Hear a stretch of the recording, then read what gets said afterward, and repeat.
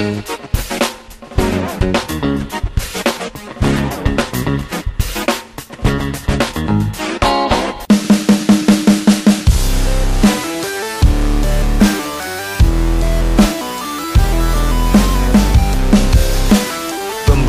kita sekarang adalah mengenai golongan darah sistem resus atau RH.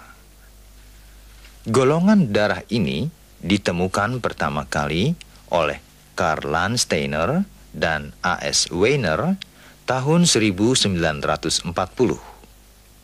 Resus adalah binatang sejenis kera di India yang digunakan untuk meneliti reaksi serum darah, sehingga dapat diketahui bahwa pada manusia terdiri dari dua macam golongan resus, yaitu resus positif dan resus negatif. Golongan darah resus positif ialah orang yang di dalam eritrositnya terdapat antigen atau faktor resus.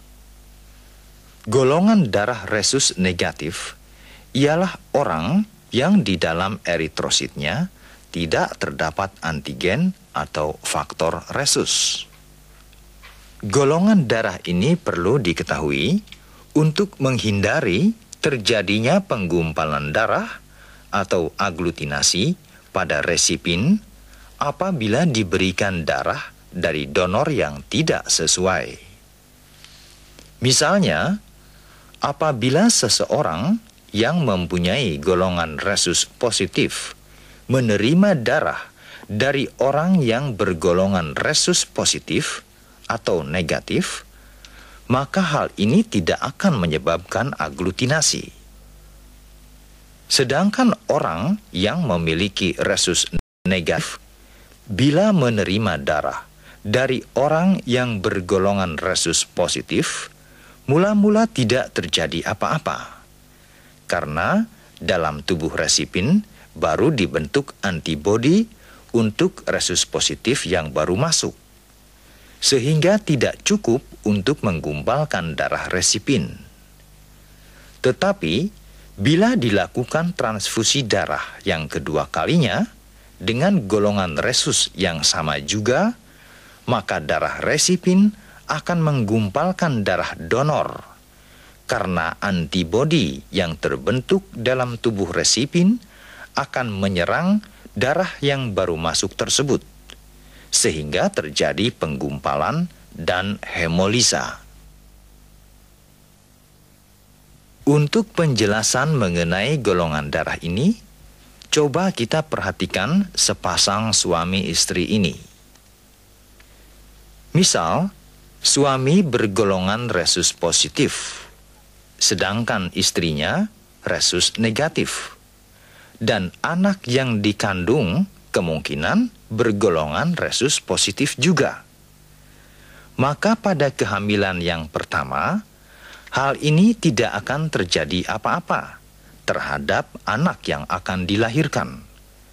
Karena walaupun berbeda resusnya, tetapi darah janin tidak akan menggumpal, hanya membentuk antibodi pada darah ibu. Akan tetapi dalam kasus ini, bila ibu melahirkan anak yang kedua kalinya atau seterusnya, maka bayi yang lahir akan dapat terserang penyakit yang disebut eristoblastosis fetalis.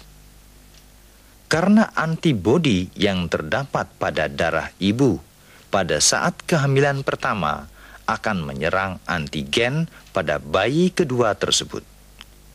Hal ini menyebabkan sel darah merah anak tidak menjadi dewasa atau hanya berupa bakal sel darah merah atau disebut eristroblas.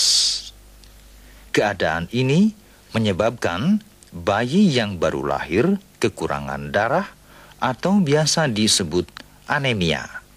Dan apabila tidak segera diberikan transfusi kepada bayi dengan golongan darah yang sama, dapat menyebabkan bayi tersebut meninggal akibat kekurangan darah. Untuk menghindari kematian pada bayi yang terserang penyakit ini biasanya dilakukan pertukaran darah melalui transfusi darah. Bayi yang menderita erythroblastosis fetalis ditandai dengan tubuh yang gembung-gembung yang disebabkan kelebihan cairan dalam tubuh, hati, dan limfa mengalami pembengkakan, kulit kuning keemasan, dan dalam darah banyak terdapat bakal darah merah atau eritroblas, dan eritrositnya mempunyai daya ikat terhadap oksigen sangat rendah.